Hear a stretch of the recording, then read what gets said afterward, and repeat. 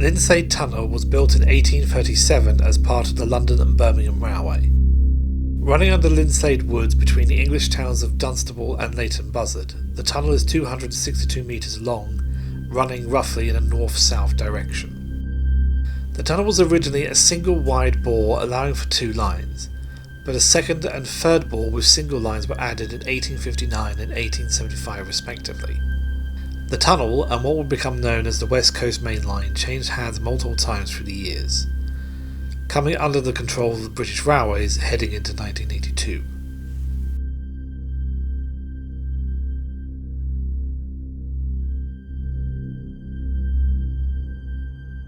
On the evening of the 30th of December 1982, 2 trains that would pass through Linslade Tunnel departed. The first of these was a 4:50 p.m. Speedlink freight service from Harley Mills to Willesden, designated 6 Mike 86. The train travelled to Towton, where some remarshalling took place, before continuing on its journey to Willesden with a train of 12 wagons. The second train was the 10:55 passenger service from London Euston to Glasgow, designated 1 Sierra 16 with over 120 people on board.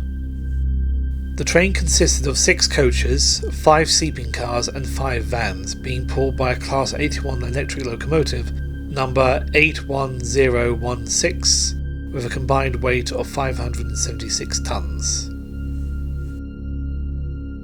In the early hours of the 14th of December 1982, 6 Mike 86 was approaching Linslade Tunnel. However, trouble was already brewing on its 6th wagon. The wagon was a bogie bolster wagon containing lengths of spare rail, including a 1 in 3.7 crossing rail, which had become loose and was now jutting out of the right-hand side of the train. This went unnoticed by the guard, who was sitting in the rear of the locomotive, as his view was obstructed by the leading wagon, which was a box van. At around 1:30 a.m, the freight train entered Linslade Tunnel on the up-fast line, where the loose rail struck the tunnel face and was dislodged entirely, landing across the down slow line about 14 metres inside the tunnel, but crucially not touching both rails, which would have shorted out the track circuit used to identify whether a train is in the given section, and might have prevented what happened next. At approximately 2:02 a.m, 1 Sierra 16 was travelling through Linslade Tunnel on a down slow line when it struck the loose rail at about 75 miles an hour.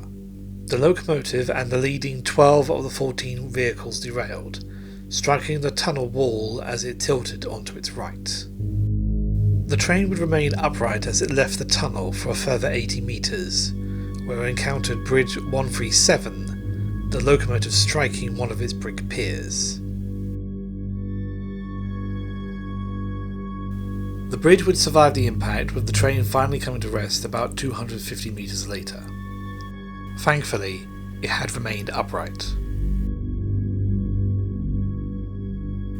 Tragically, the cab of locomotive 81016 was crushed when it collided with the bridge, resulting in the death of the driver, Bill Plummer. Remarkably, of the remaining passengers and crew, only 2 were seriously injured. Investigators into the accident quickly found the loose rail at the crash site, and attention quickly focused on the bolster wagon of 6 Mike 86.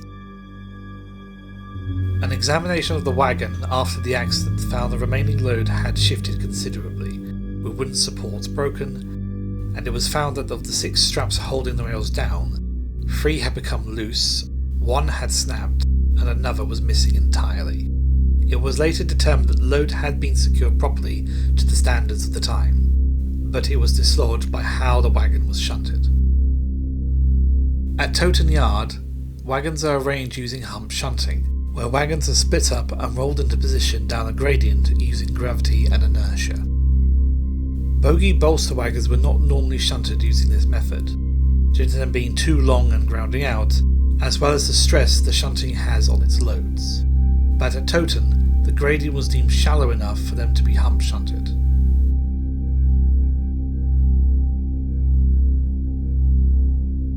In his report that was released in October of 1983, Mr. A. Cooksey recommended that bolster wagons were no longer to be loose shunted or have other wagons loose shunted into them. He also recommended improvements into how such loads were secured.